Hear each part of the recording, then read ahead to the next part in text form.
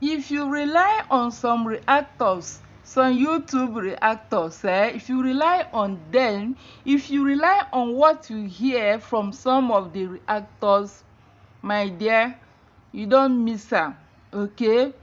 Because some of them, they don't say the exact thing, okay? Because someone that is not close to you will not even know anything about you. So their reaction most of the time is just for views. They are not telling you the truth. Most of them are not telling you the truth. Hello my people, good morning, good afternoon and good evening depending on where you're hearing my voice from. This is Mama Egwueji from Mama Egweji's channel. Have you subscribed to my YouTube channel? If you have done that, thank you very much. And if you have not, what are you waiting for? Please subscribe to my YouTube channel, give it a like, share and comment. So, as I was saying before the introduction of my YouTube channel, when Adaeze traveled, as soon as Adaeze said she was relocating, hey, internet can't catch fire. They were saying Adaeze did not tell Nelo. This kind of friend. They started saying all sorts of things about Adaeze. And I, Mama Egwueji, knowing the kind of friendship that Adaeze and Nelo has for each other, the kind of love those people have, the love, an agape love that no one can cut, only God. I knew it that Adaeze, there's no how Adaeze will travel without letting Nelo know. Must we know everything about people? My dear people, we are on YouTube street, yes. Most of us share things concerning ourselves, our families, but it's not all they share. There are some they don't share with us. So I decided to keep mute until I hear from Adaeze and Nelo. And thank God, those two people have made videos which you people have watched. And I thank God what I said was exactly how it happened. So, those of you that have been saying that Adaeze traveled without letting Nelo know, have you heard it now from even Nelo that Adaeze told Nelo as soon as she realized that they were relocating? Okay, she called Adaeze, she called Nelo and told her. So let me just remind you people, watch and see for yourselves. Maybe you've not watched her video.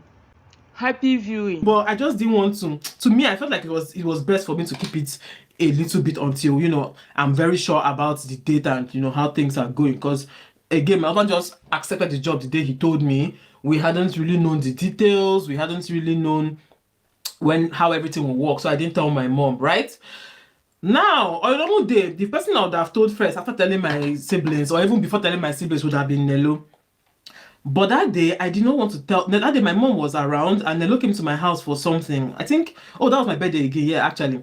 She came to my house. I remember, I cut cake for her because she wasn't there when we cut the cake and stuff. So when she came back to my house later on that day, my mom was around. So I couldn't tell her while my mom was there because I didn't want to tell my mom. Okay, and how my mom were gisting. How my mom always gist a lot. So how my mom were gisting. So I just didn't want to tell her. And to be honest, I was a little bit reluctant to even tell her. That's just the truth. I just didn't want to tell her, immediately as well, because I know how it was going to affect us. I was really thinking about the friendship. I was thinking about, God, where will I start from? And the funny thing is that Nelo used to joke about how I would soon leave her. Like, that she's the only one left in Nigeria. That me, I will soon leave her and go.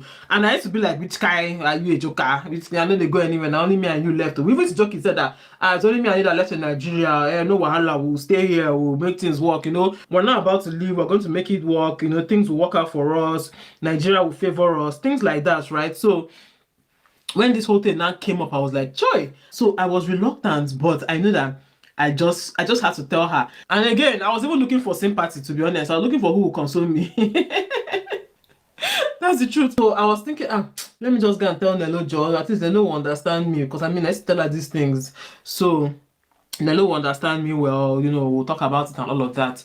But I couldn't tell her while she was in my house. So I remember when she was about to leave my house, I now told her that I have one very important gist to tell her. My mom was even standing there right beside me, but I couldn't hold her. I told her, see, I have one important gist to tell you. And she was like, what is it? What is it? I told her, don't worry, just we'll talk later, right? She was like, okay, no wahala. Then, she drove out of my house. So when she left, oh yeah, now call her and tell her the thing you want to call her and tell her. I could not call her.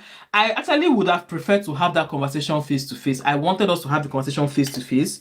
So that was why I didn't even call her like after the thing happened. But trust Nelo. Nelo is not the kind of person that you would tell, I have gist for you, and then you will not now give her that gist. Like, are you drunk? If you tell her you have gist for her, you better start spilling. Like, she doesn't have that kind of patience for you people to be playing that game. When she went home, I remember like maybe like 1 hour later after she went home from my house, she called me.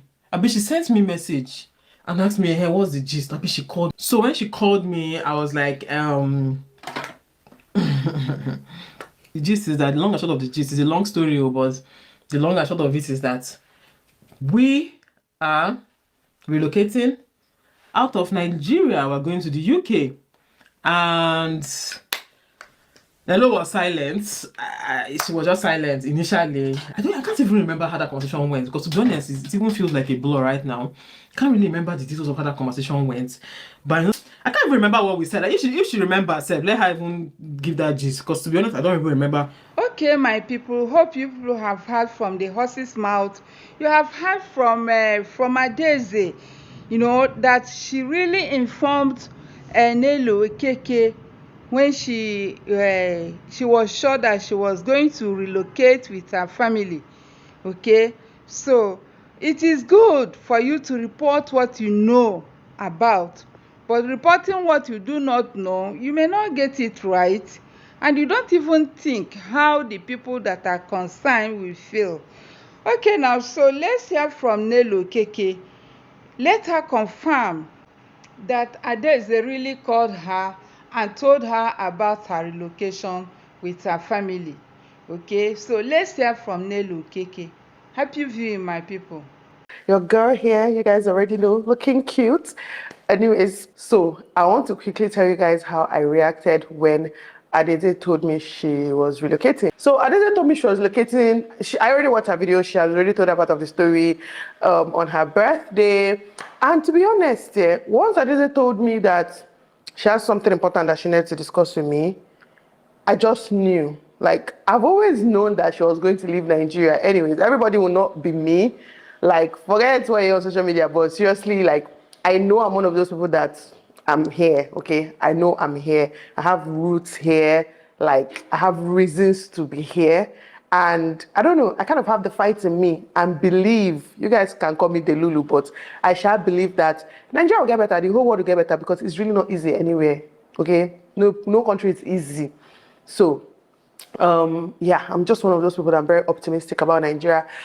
I know the kind of people I look up to in this country that I'm like, you know what, they did it here. I myself can do it here, okay? So I've always been very vocal about it. And on the other hand, if you're close to her, you will just know that.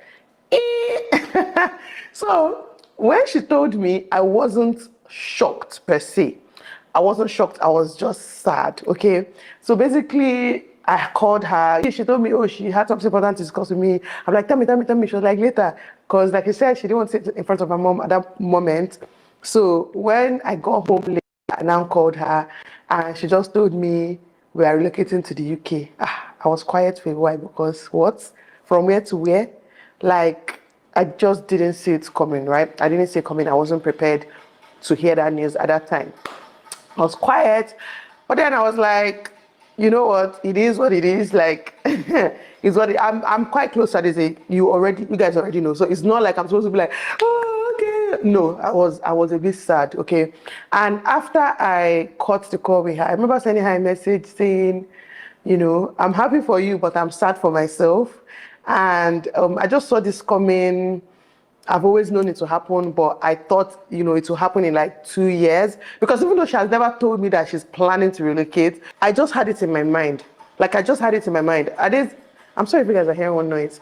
I didn't say them, like, I don't don't know, you just know, because I'm close to them. I just knew, as much as they had some sort of roots and ties here, I just kind of knew that it was inevitable for them, and her whole family already relocated. I have always known her mom wants her to relocate. It was just like, it was just coming. I just knew it was coming. But like I said, I thought it would take 1 or 2 years. But sadly, she has already even gone self. So when she told me, after I cut the phone, I remember calling my sister. I think I just know I wailed, like I cried like a baby. Oh my God, this is sleeping. And then she located. But you know the funny thing? After that day, after that cry, after that like 30 minutes of sadness, I was over it. It's funny. Like when I think about it, I'm like, how did you get over it that quick? To be honest, after the 30 minutes of sadness, like it was gone. It was something that happened. Like it was almost like it had already happened. Like I processed it really quick. And then I knew there was nothing I could do about it. There's nothing she can do about it. Obviously, she has to follow her husband. I don't expect her to stay in Nigeria. You know, things like that. So it's like, okay, I'm sad about it, but what can I do about it? Nothing. So I don't know. That was just it. That was just, I don't know. I'm sure people were expecting to hear something very, and then the next week I did it. But no, that was it though. I cried that day. Like, I legitimately cried like a baby. And my sisters were consoling me. But then after that day, it was like, you know what? I let it all out and I just felt better. I was happy. Like, I was really happy. Life just continued. Wow, thank God though, you people have heard from Nelo, okeke and her friend Adaeze. So these two people, oh, you cannot separate them, okay? So Adaeze really told Nelo, okeke, and they handled it maturely. I know you heard Adaeze said it, that people were looking for when they will be quarreling, and when she be saying Adaeze did this and that. You will never hear it from her.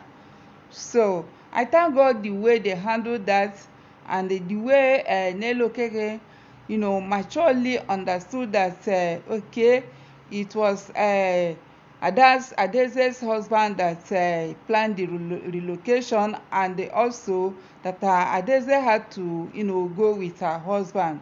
So Nelo, thank you for your understanding. Social media, most of the time misleads people. So now you've heard it from the people. So I'm happy for them. Have you subscribed to Mama Egwueji's channel? Thank you very much for being there for Mama Egwueji. And if you have not subscribed, please, what are you waiting for? Please subscribe to my YouTube channel, give it a like, share and comment. Until my next video, this is Mama Egwueji saying bye.